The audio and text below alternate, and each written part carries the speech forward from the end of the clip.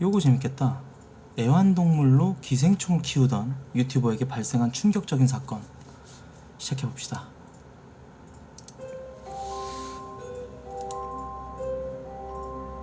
어떤 한 유튜버가 말합니다. 우리 속은 것 같은데? 체스터, 일어나. 지금 사진에 보이는 이 두 사람은 파커와 체스터라고 합니다. 그들은 다크웹에서 각종 물건들을 구매하여 리뷰하는 유튜버들입니다. 다크웹은 일종의 암시장으로 평범한 넷상에서는 구매할 수 없는 물품들의 거래가 이루어지고 있는 어둠의 경로를 일컫는 말인데요. 체스터는 다크웹을 둘러보던 중 흥미로워 보이는 사이트를 발견합니다. 그것은 애완동물을 구입할 수 있는 사이트였죠. 이 애완동물을 구입할 수 있는 사이트가 왜 그의 흥미를 이끌었을까요? 일반적인 애완동물 분양 사이트와는 거리가 좀 멀어 보이는데, 그중 패러사이트, 기생충 섹션을 본 체스터는 애완동물로 기생충을 키워보는 게 어떻겠냐는 제안을 합니다. 그들은 기생충 탭을 눌렀습니다. 그리고 그 종류를 한번 살펴보게 되는데요. 이름부터 생김새까지 어느 것 하나 평범해 보이는 녀석이 없었습니다. 여기 보이는 배도엄이란 이 기생충은 코를 통해 인간의 몸속으로 들어가 뇌를 감싼다라는 끔찍한 부연 설명까지 붙어 있었죠. 마치 생김새는 뱀처럼 위험하지만 멋진 동물일 거라고 체스터는 말합니다. 그리고 손으로 절대 만지지 말라는 경고와 함께요. 사람의 피부를 보고 흥분할 수 있다라고 그런 설명이 있었는데, 그들은 잠시 고민한 끝에 $2,600라는 거금을 들여 하나로 300만 원 가까이 되는 이 배도엄을 구입하게 됩니다. 그리고 이틀 후 늦은 저녁에 물건이 배송되었습니다. 스티로폼 상자 곳곳에는 생물학 경고를 의미하는 스티커까지 붙어 있었습니다. 이 개봉한 상자 안에 꺼낸 유리병은 뿌연 물로 가득 차 있었는데요. 그 속에는 거대한 지렁이처럼 보이는 배도엄이 들어 있었습니다. 하지만 육안상으로 그저 봤을 땐 어떠한 움직임도 보이지 않았죠. 체스터는 기생충이 죽은 것 같다고 실망하며 뚜껑을 열고 그것을 손가락으로 툭툭 건드려 봅니다.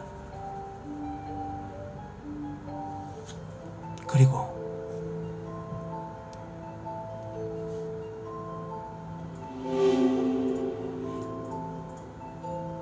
무슨 일이냐는 고함과 함께 배도엄에게 물린 체스터는 고통에 찬 비명을 지릅니다.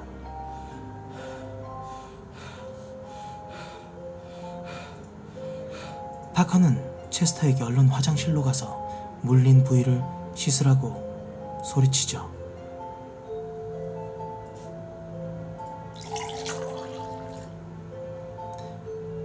체스터의 손가락은 금세 빨갛게 부어오르기 시작합니다.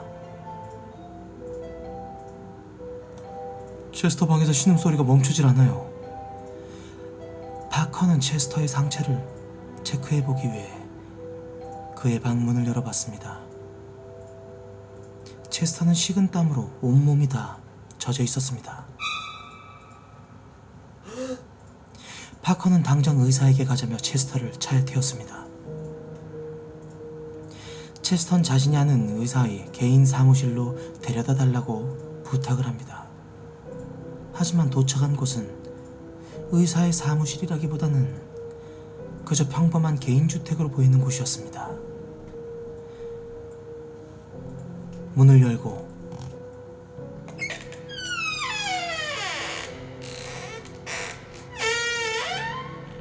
의사와는 거리가 좀 멀어 보이는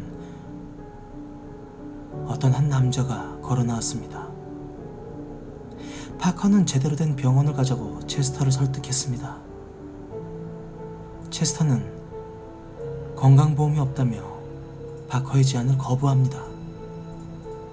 1년 넘게 이 사람에게 진료를 받았었다고, 별 문제가 없었다고 말이죠. 의심을 거두지 못한 파커가 닥터에게 의료 면허증을 보여달라고 요청했습니다. 파커의 말을 무시하고 제멋대로 진료를 시작하는 이 남자. 씻지도 않은 손으로 체스터의 입 안을 헤집어보더니 이내 내시경 장치로 보이는 것을 입속으로 집어넣습니다. 체스터의 뱃속에서 무언가 심상치 않은 게 포착이 됩니다. 하얀색의 기생충으로 보이는 그것은 체스터의 위장 속을 이리저리 기어다니고 있었죠. 맙소사, 우리가 봤던 것처럼 커질까? 뱃속에 있는 기생충들을 어떻게 제거하냐는 질문에 닥터는 배를 가르고 벌레를 꺼내야 한다고 답을 합니다. 닥터는 당장이라도 수술을 시작할 것처럼 마취 주사를 꺼내 준비를 합니다. 잠깐만요. 다른 건 없어요? 알약 같은 거 없어요? 체스터와 파커의 만류에 닥터는 주사기를 내려놓고 수상해 보이는 알약 하나를 줍니다. 앞으로 72시간 동안 물을 마시지 말고 음식도 먹지 마시게. 이후 그들은 약간의 현금을 지불한 뒤 그 닥터의 집에서 나옵니다.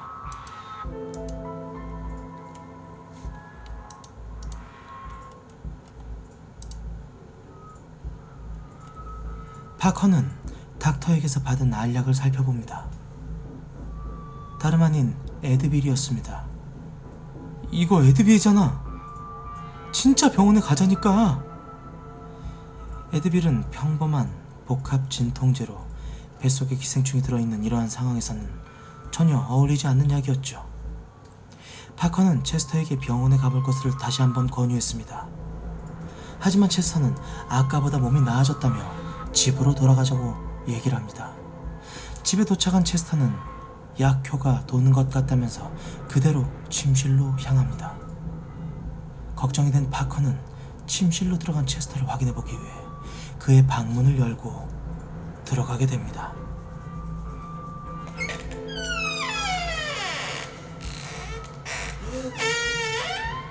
체스터의 상황은 썩 좋아 보이지가 않았습니다. 체스터는 그 와중에 애완동물로 산 배도움이 잘 있냐고 물어봅니다. 파커, 기생충을 따뜻하고 어두운 곳에 놔줘. 그러나 기생충을 담고 있던 유리병은 이미 깨진 채로 배도움이 유리병을 깨고 탈출한 것을 본 파커는 아침에 다시 이야기하자고 하며 방을 나옵니다. 지금 이런 상황에서 스트레스를 받으면 병세가 약화될 것이 뻔하니 체스터의 안정을 위해 아침에 기생충을 찾아보기로 하자며 그렇게 이야기를 합니다. 새벽 3시쯤 카메라를 켠 체스터는 갑자기 배가 부풀어 오르는 증상이 생깁니다.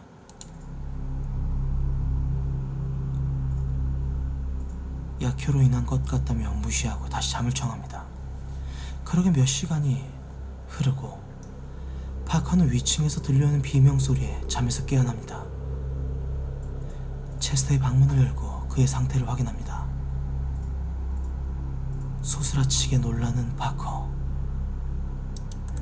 그의 뱃속에 아주 거대하고 끔찍한 무언가가 들어있었기 때문이죠.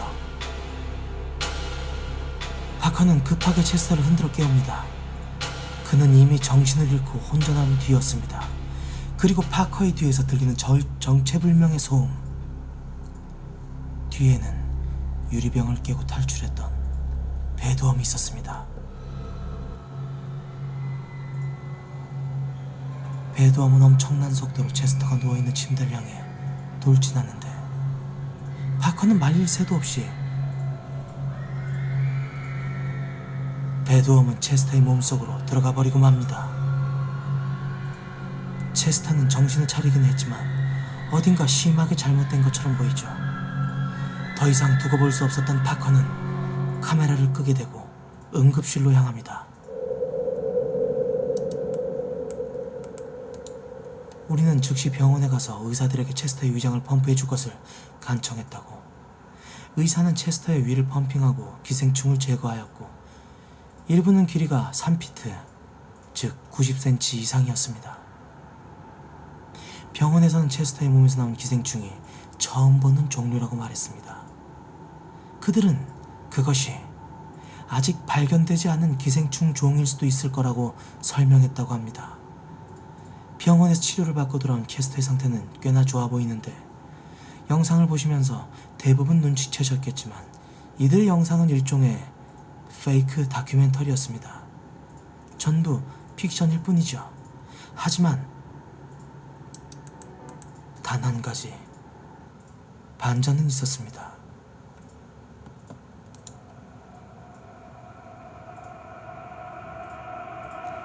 다크웹이라는 암시장은 실제로 존재한다는 것입니다. 물론 다크웹은 평범한 방법으로는 접속할 수 없습니다. 들어간다고 하더라도 각종 바이러스가 돌아다니기 때문에 컴퓨터를 버릴 각오 정도는 해야 하죠. 혹시라도 호기심이 생겨 다크웹에 접속하고 싶은 생각이 들거든 그런 마음은 접어두는 게 좋을 것 같습니다. 본의 아니게 평생 보고 싶지 않던 것들을 보게 될 수도 있으니 말이죠. 이거는 좀... 이거 누가 잘해줘서 한 거니? 제가 했습니다. 너 뭐 하는 거니? 예? 너 뭐 하는 거야? 방송이 디베이이기 때문에 이런 거 다루면 괜찮다고 생각했죠. 내 방송이 디벳 방송이기 때문에 예. 그걸 말이라고 하는 거야! 이게 뭐야 존나 C급 1인칭 영화관에 왜요? 왜요? 이건 패스하겠습니다. 라이브 좀 끝나자.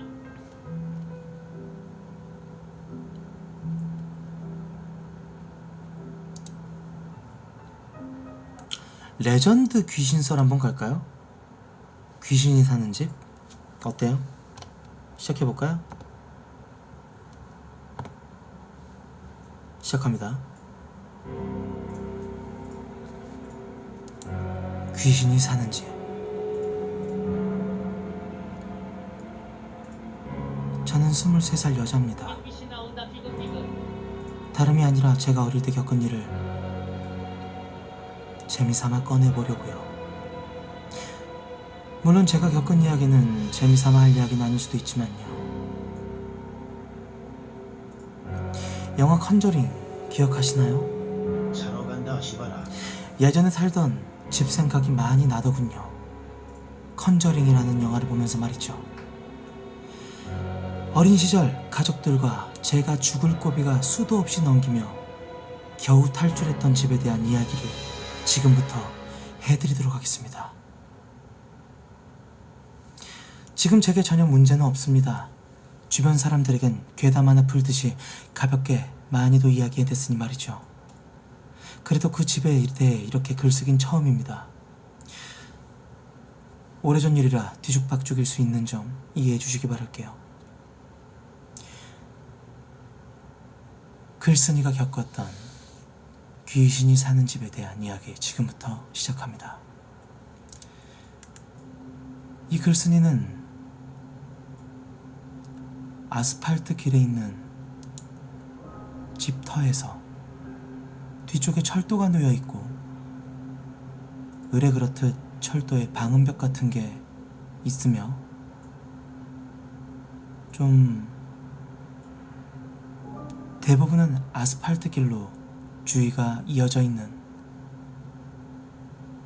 그런 집에 살았다고 합니다. 글쓴이는 이사간 후에 한 번도 그 집이 없어진 탓에 찾아가 볼 수 없었다고 하고요. 자, 그 집은 여관 건물 맨 위층에 있었다고 합니다. 엄청 낡은 집이었지만 오래전엔 고급스러웠을 법한 그런 집이었다고 합니다. 엄마 말로는 이사 올 때부터 그 집에 가구가 몇 개 있었다고 합니다. 텔레비전을 놓는 장식장과 거실 탁자 하나, 작은 방, 침대와 안방 화장대. 주인 아줌마가 이사 올 때 찜찜하면 버리라고 했지만 전부 나무였고 고급스럽게 생겨 그대로 두고 침대만 왠지 찜찜해서 버렸다고 하더라고요. 제가 기억하는 그 집의 첫 인상은 하루 종일 햇빛이 잘 들지 않아서 벽지라든지 곰팡이가 많았다고 합니다. 주택에다 바닥도 나무였고 햇빛이 잘 안 들어 바닥이 썩은 곳이 있었다고 하셨습니다.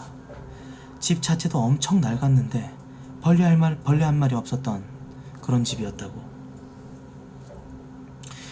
심지어 여름인데도 모기가 없었다고 합니다. 처음엔 무섭다든지 그런 건 못 느꼈다고 합니다. 그저 마냥 신나고 그 전에 내 가족이 한 방에서 잤었는데 그렇게 갖고 싶던 오빠 방과 본인의 방, 집이 이상하게 꼭 마음에 들었던 것 같다고 이야기합니다. 그때 오빠는 12살이었고 글쓴이는 10살이었다고 합니다. 엄마 아빠가 작은 방에 원래 있던 침대를 빼고 작은 침대 나란히 2개를 넣어줬다고. 일주일은 아무 일 없이 잘 지나갔다고 하는데요. 이사간 후에 일주일 뒤 오빠 일기엔 수요일이라고 적혀 있었다고 합니다. 새벽에 자다가 깼는데 이상한 소리가 들렸다고 합니다. 누가 손가락으로 벽을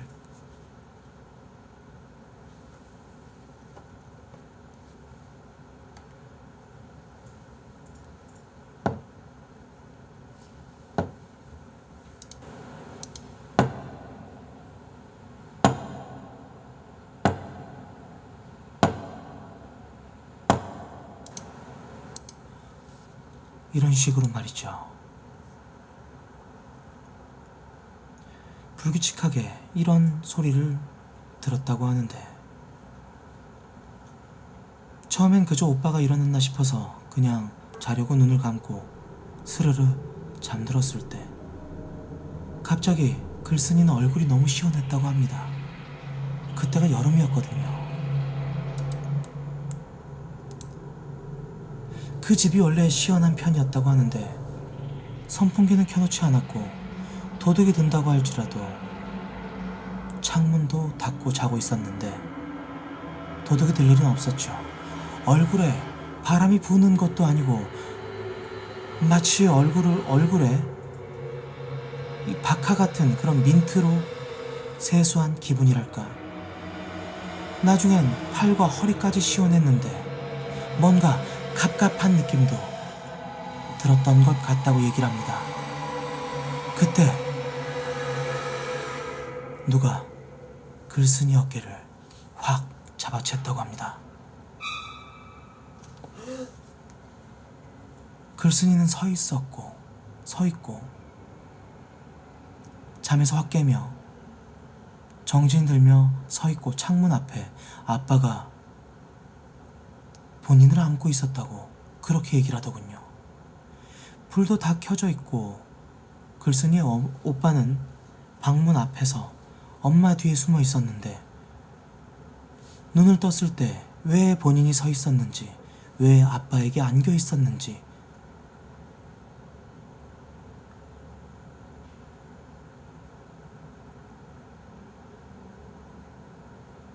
당시에는 궁금하지 않았다고 합니다.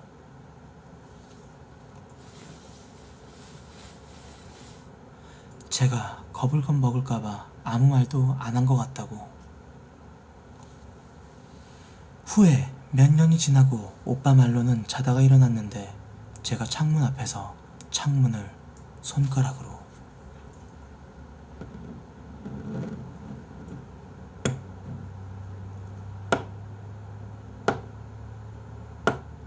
이렇게 치고 있었다고 합니다.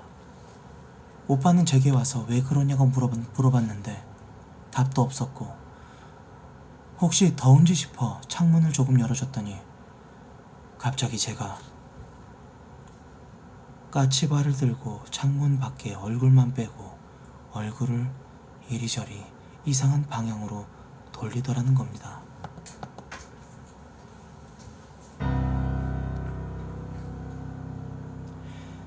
오빠는 너무 놀라 팔을 잡아당겼는데 아무리 힘을 줘도 당겨지지가 않더라는 겁니다. 그래서 제 얼굴을 보고 이야기하려고 옆에서 얼굴을 봤는데 마치 입에 귀 걸릴 만큼 활짝 웃고 있더라는 겁니다.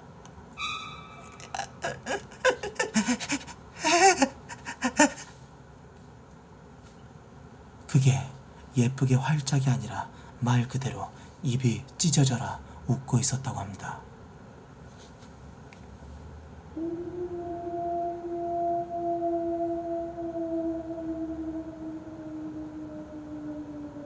오빠는 소리도 지르지 못하고 안방으로 달려가 엄마 아빠께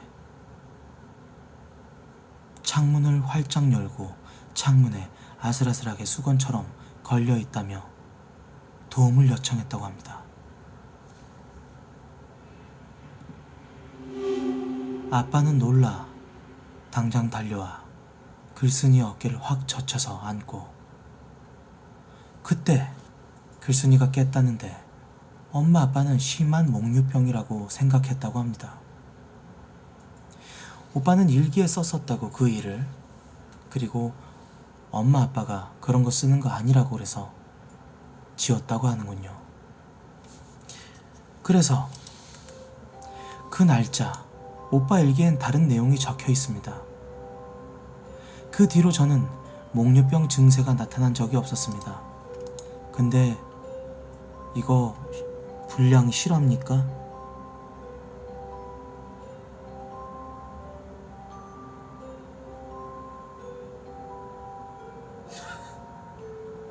이거 누가 갖고 왔어? 이거는 카페 회원이 들고 왔습니다.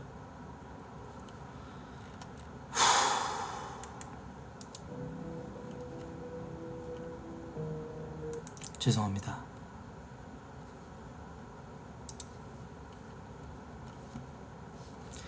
다음 미스테리 썰감기 가겠습니다. 예. 자, 기이한 어플 린더 노티카. 여러분들은 이 어플에 대해서 아십니까? 어플 이름 란더노티카. 린더노티카가 아니라 란더노티카군요.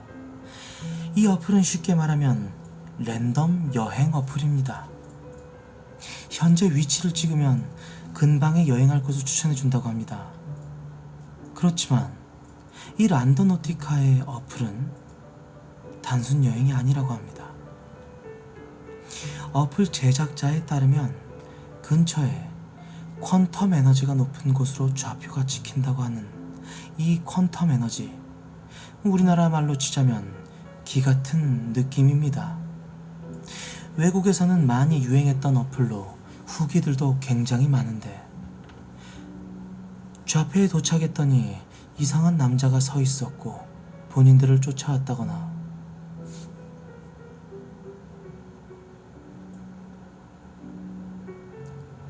란더노티카 어플을 통해 도착한 곳에는 어떤 아줌마가 서 있었는데 느닷없이 욕을 했다라든지 뭐 그런 기이한 일들이 일어났다고 하죠.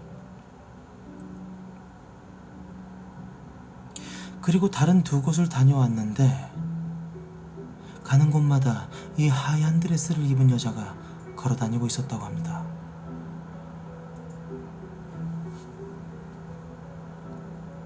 이뿐만이 아닙니다. 이 란더노티카가 안내하는 방향으로 갔더니 어떤 이상한 아저씨가 와서 창문을 두들겼다라든지, 어떤 수도원에 도착했는데 근처의 사람들이 손을 잡고 머리를 맞대고 한 기둥에 서 있었다든지, 그리고 어떤 여자가 쫓아왔다든지, 이러한 경험과 후기들을 정말 많았던 어플 란더노티카. 이 글을 읽는 순간 여러분들은 주작이라는 생각을 떨칠 수가 없을 것입니다. 물론 그 중에 주작도 있었겠죠. 하지만 절대 주작이 아니었던 어떠한 사건도 있었습니다. 그 사건은 어떤 소녀들에 의해 일어나게 된 사건이었습니다. 소녀들은 란더노티카를 실행했습니다. 그녀들이 도착한 곳에 웬 여행 가방 캐리어가 하나 놓여져 있었다고 합니다. 가방 안에 돈이 들어있을지도 않을까 뭐 그런 기대감에 가방 지퍼를 열어봤다고 합니다. 가방을 열자마자 정말이지 이루 상상할 수 없는 썩은 내가 진동을 했다고. 그리고 비닐이 씌어져 있었다고 합니다. 여행 가방을 완전히 열었을 때는 그 냄새는 정말 구역질이 나올 정도로 역했다고 하는데, 이쯤부터 그녀들은 슬슬 불안해지고 무서워지기 시작해 그 비닐은 열지 않고 911에 전화를 합니다. 이윽고 소방관과 경찰이 도착했습니다. 지금 예상하다시피 캐리어 안에 든 건 시체였습니다. 피해자는 37살 여성과 26살의 남성이었습니다.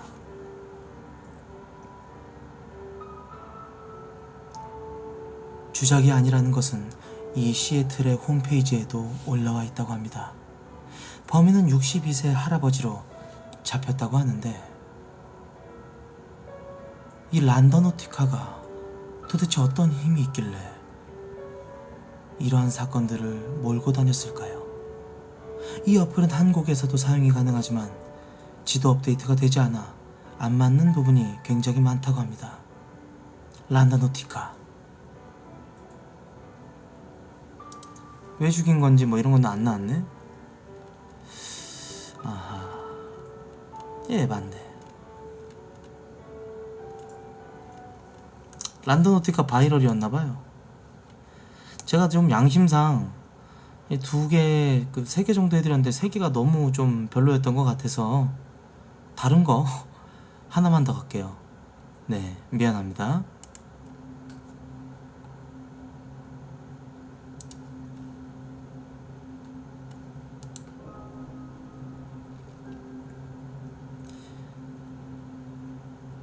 미국 테네시주에 위치한 시체 보관소. 지금 사진에 보이는 곳은 시체 농장이라고 합니다. 사람이 죽어서 부패하는 과정의 모든 것을 연구하는 그런 것이 주 목적인 이 장소죠. 과학수사용으로도 쓰이기도 하며 의대생들이 와서 견학용으로 쓰이기도 합니다. 원래 이름은 인류학 연구소였다고 합니다. 이 연구소의 설립자가 시신의 상태의 조사를 담당했습니다.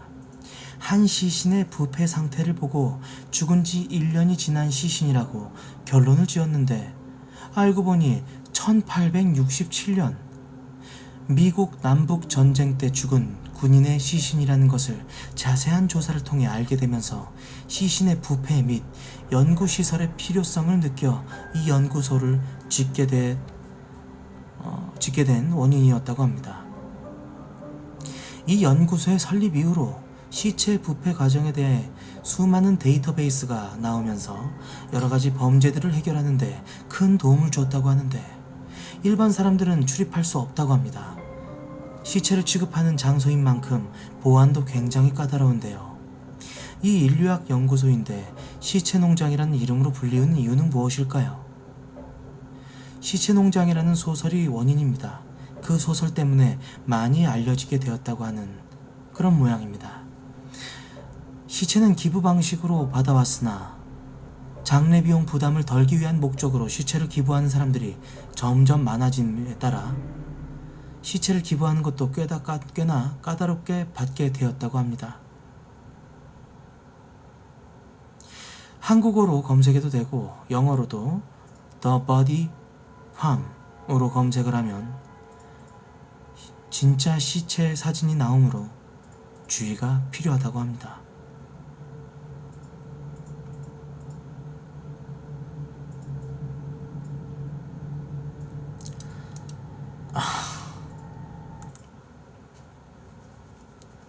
뭐죠?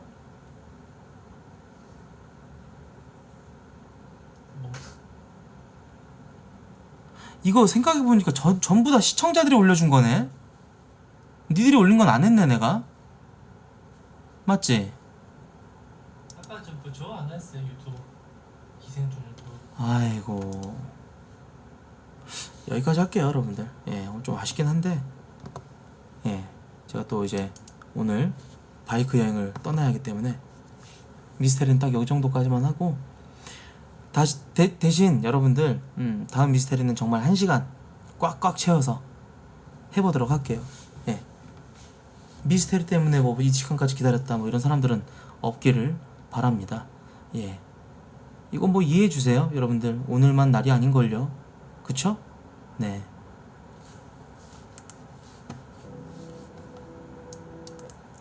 자, 자고 갈까? 아니면 지금 떠날까?